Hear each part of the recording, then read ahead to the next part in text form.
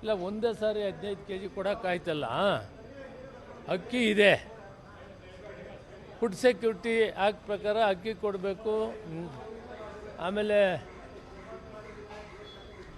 ಕೇಂದ್ರ ಸರ್ಕಾರ ಅಕ್ಕಿ ಕೊಡೋಕ್ಕೂ ತಯಾರಿದೆ, ಹಣ ಕಟ್ಟಿದ್ದೀವಿ. ಅಕ್ಕಿ ಬರೋದು ಟ್ರಾನ್ಸ್ಪೋರ್ಟೇಷನ್ ಸ್ವಲ್ಪ ಹಿಂದೆ ಮುಂದಾಗ್ಬೋದು. ನಾವು ಫೆಬ್ರವರಿಯಲ್ಲಿ 5 ಕೆ ಜಿ, ಈ ತಿಂಗಳಲ್ಲಿ 10 ಕೆ ಜಿ ಕೊಡಬೇಕಂತ ಏನು ನಿರ್ಣಯ ಮಾಡಿದ್ದೀವಿ. ಅದಕ್ಕೆ ಸಾಕಷ್ಟು ಹಣವನ್ನು ತುಂಬಿಸಿದ್ದೀವಿ. ಈಗ ಫುಡ್ ಕಾರ್ಪೊರೇಷನ್ ಆಫ್ ಇಂಡಿಯಾ ಅವರು ಇದನ್ನು ನಮಗೆ ಒದಗಿಸ್ಬೇಕು.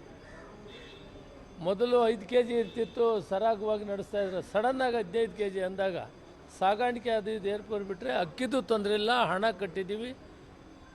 ಮಾರ್ಚ್ 30 ಈ 15 ಕೆ ಜಿ ಏನು ಹೇಳಿದ್ದೀವಿ ಅದು ಪೂರ್ತಿ ಪ್ರಮಾಣ ಕೊಡ್ತೀವಿ.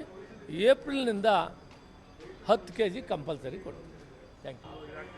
ಇಲ್ಲ ಒಂದೇ ಸಾರಿ 15 ಕೆ ಜಿ ಕೊಡೋಕ್ಕಾಯ್ತಲ್ಲ.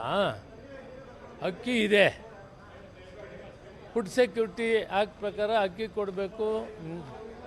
ಆಮೇಲೆ ಕೇಂದ್ರ ಸರ್ಕಾರ ಅಕ್ಕಿ ಕೊಡೋಕ್ಕೂ ತಯಾರಿದೆ, ಹಣ ಕಟ್ಟಿದ್ದೀವಿ.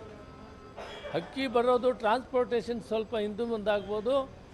ನಾವು ಫೆಬ್ರವರಿಯಲ್ಲಿ 5 ಕೆ ಜಿ, ಈ ತಿಂಗಳಲ್ಲಿ 10 ಕೆ ಜಿ ಕೊಡಬೇಕಂತ ಏನು ನಿರ್ಣಯ ಮಾಡಿದ್ದೀವಿ.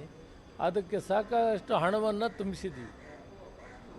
ಈಗ ಫುಡ್ ಕಾರ್ಪೊರೇಷನ್ ಆಫ್ ಇಂಡಿಯಾ ಅವರು ಇದನ್ನು ನಮಗೆ ಒದಗಿಸ್ಬೇಕು.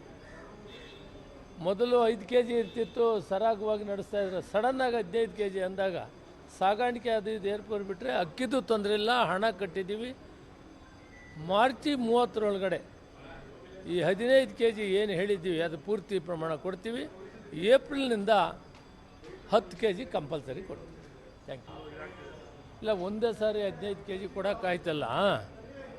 ಅಕ್ಕಿ ಇದೆ, ಫುಡ್ ಸೆಕ್ಯೂರಿಟಿ ಆ್ಯಕ್ಟ್ ಪ್ರಕಾರ ಅಕ್ಕಿ ಕೊಡಬೇಕು. ಆಮೇಲೆ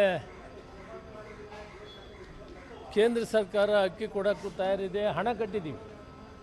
ಅಕ್ಕಿ ಬರೋದು ಟ್ರಾನ್ಸ್ಪೋರ್ಟೇಷನ್ ಸ್ವಲ್ಪ ಹಿಂದೆ ಮುಂದಾಗ್ಬೋದು.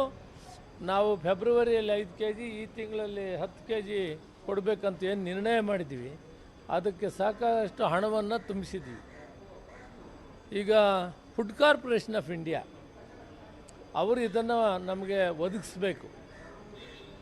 ಮೊದಲು 5 ಕೆ ಜಿ ಇರ್ತಿತ್ತು, ಸರಾಗವಾಗಿ ನಡೆಸ್ತಾ ಇದ್ರು. ಸಡನ್ನಾಗಿ 15 ಕೆ ಜಿ ಅಂದಾಗ ಸಾಗಾಣಿಕೆ ಅದು ಇದು ಏರ್ಪೋರ್ಟ್ ಬಿಟ್ಟರೆ ಅಕ್ಕಿದು ತೊಂದರೆ ಇಲ್ಲ, ಹಣ ಕಟ್ಟಿದ್ದೀವಿ.